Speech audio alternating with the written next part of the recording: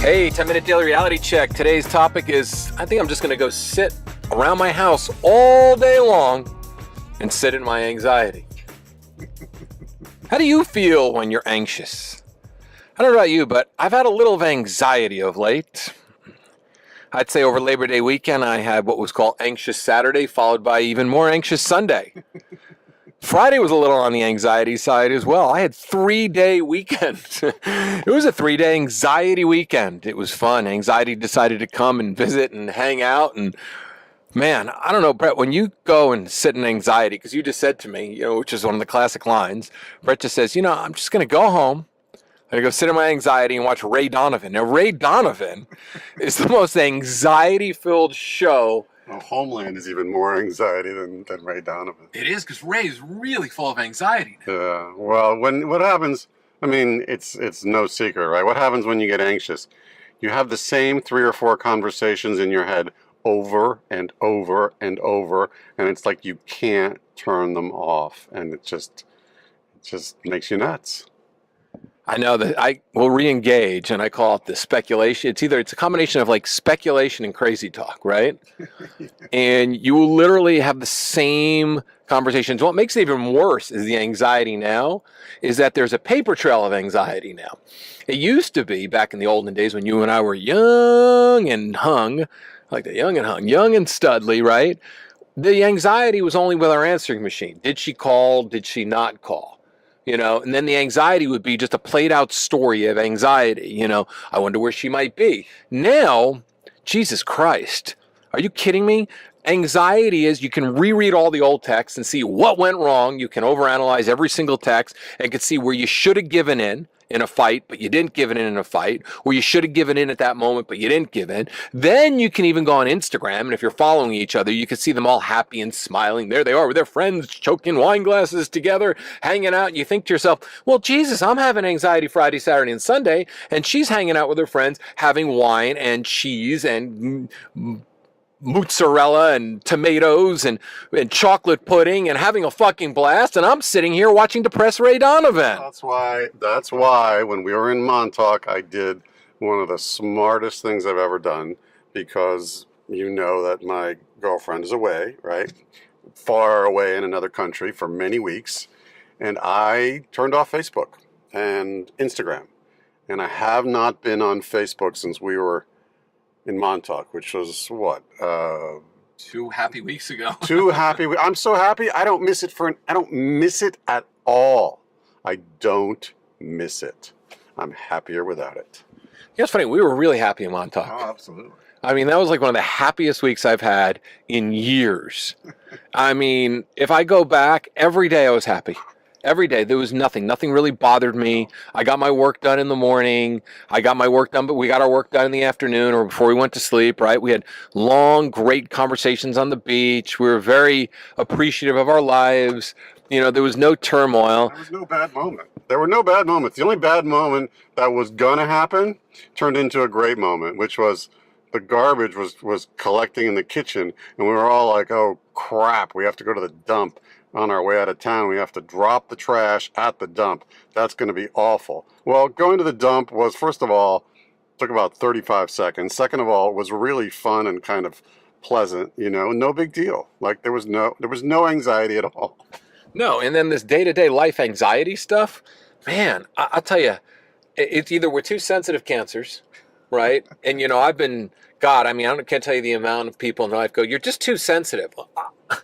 Well, you're just too insecure a certain way. I mean, what's your comeback? There is no comeback to that. No. Like when someone tells you you're too sensitive, and it's really funny because the person who tells you you're too sensitive actually loves the good parts of you being sensitive. Right. They think it's fucking fan-fucking-tastic, man. You are like, you'll run errands for them. You'll rub their feet before you go to bed at night. You'll call them at the end of the day and tell them you love them and tuck them in. But then the other side of sensitivity. Well, there's a good word for it, and it's thoughtful. Right? The good side of sensitivity is you're thoughtful, right? You think about the other person. You do things for them that kind of blow their mind. And yeah, sometimes you get a little fucking sensitive. So what? You're in touch with your... What about the guys, the people, the women, whatever, who are insensitive? What's worse than somebody who's insensitive? I don't know.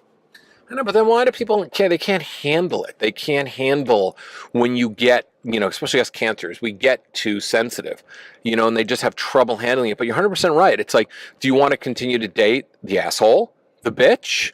I mean, are those the people that you really want to be with? If you're a woman, do you really want to date the assholes, the guys that make you feel really shitty about yourself, the guy that really just keeps you on edge all the time, the guy that's constantly doing things to undermine you or making promises that don't come true, or the guy really who just doesn't give a fuck about you, or the guy that's attracted to the bitch, that really, ugh, that awful woman that's constantly micromanaging you and really not hearing you out. I don't get it. There's no such thing. Too sensitive is a beautiful thing.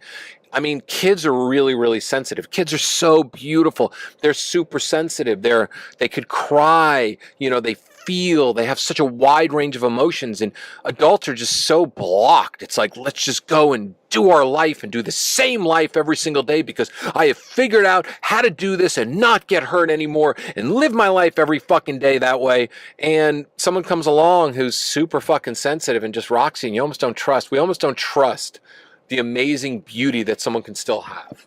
Absolutely. I mean, the other side, and I don't think this is sensitivity. It's just there are people who are needy, right? And if you're needy, that's an insecurity. That's you being worried about you. That's not being sensitive. That's needy. But if you're thoughtful and if you're sensitive, it's like I was in the gym today and I was listening to music in my headphones and a song came on and literally brought tears to my eyes. Does that make me a bad guy because I fucking cried at the gym from the sound of from music? No, I'm fucking sensitive. It was a Tom Waits song, Tom Trowbert's Blues. Ooh, yeah. It's a great song. But, like, that's cool, right? That's sensitive, right? I think it's cool. It's funny. I'm not needy. I'm actually pretty shitty about talking about my own needs. I'll pretty much serve somebody else's needs, and then finally I'll get around and just go, no, I'm good. And then all of a sudden, it's like if they're good at serving my needs or making my needs felt and heard, they're really good. But then sometimes it's like when I need to really ask for something that's really important to me, like, hey, please, take a phone call late at night because I really need to talk to you that night. I don't want to disturb people. Like, I'm trying to be very conscious of it. Like, I don't want to ruin somebody's thing or their routine or whatever it might be.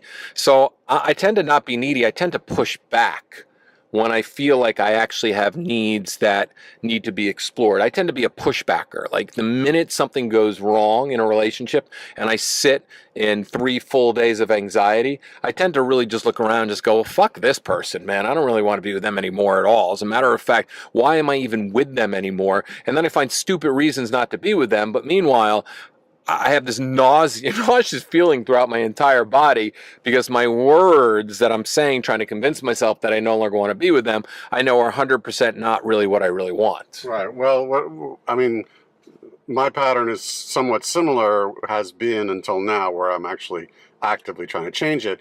Whereas I felt like somebody was ignoring my needs, and I would just sit with it. I wouldn't say anything. And then it would stew, and it would stew. And then a couple of days later, I would blurt out something totally inappropriate. Like, that just shows that you don't give a shit about me.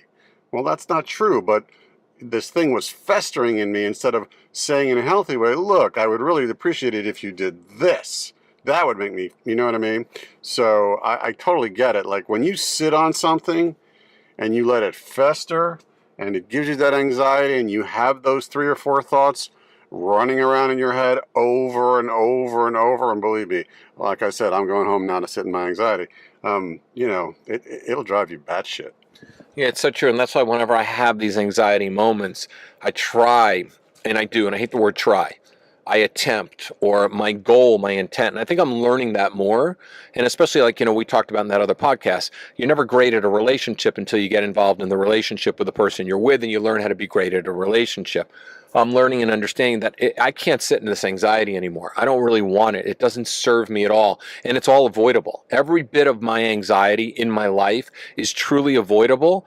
And if I see the person that I'm feeling this tension with, physically, if I see them and if I hold them and we talk, we don't have to get into a deep conversation, because usually the deep conversations are when you let the anxiety build for 4 or 5 days. Then the conversation becomes insurmountable and you're really not listening to one another, because Argumentative. right, you're argumentative, because no matter what you say, it's going to be triggered off. And the thing is, you got to kill it right from the get-go.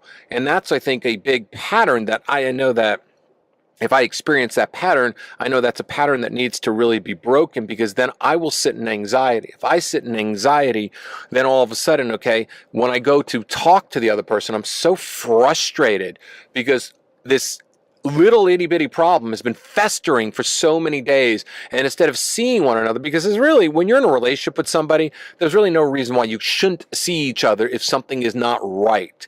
Unless you guys hate each other and you're yelling and screaming. But if you know that it's a little minor issue, the best thing to do is fall back into each other's arms and realize it's a minor issue. And that's it. It's a minor issue all the way. So the anxiety to me only builds when I can't get it out, and I got to let it fester for 3 or 4 days. And then it becomes like almost like a vomit of words, like, I can't believe you did this. And I can't believe you did this. And it's like, and then you also kind of have these battlegrounds that are drawn. Mm-hmm. The other person might wave a white flag and the other person wants to just stay in the mad anxiety mode, and the other person did this. And that's where I think the anxiety really, that's when I think two people start to sit in that anxiety. Yeah, totally, exactly. When you let it sit and it festers and then you say shit that you regret, that's what happens. All right, 10-minute daily reality check out. Brett's going to go sit in his anxiety. I am going to go get a foot massage and allow them to literally jerk my left toe off so it no longer feels anxious at all. As a matter of fact, maybe I'm going to get a happy toeing. And that's when they literally get my toenail to have a toegasm. Damn, that is disgusting. I am so naughty, it's ridiculous. All right, 10-minute daily reality check out.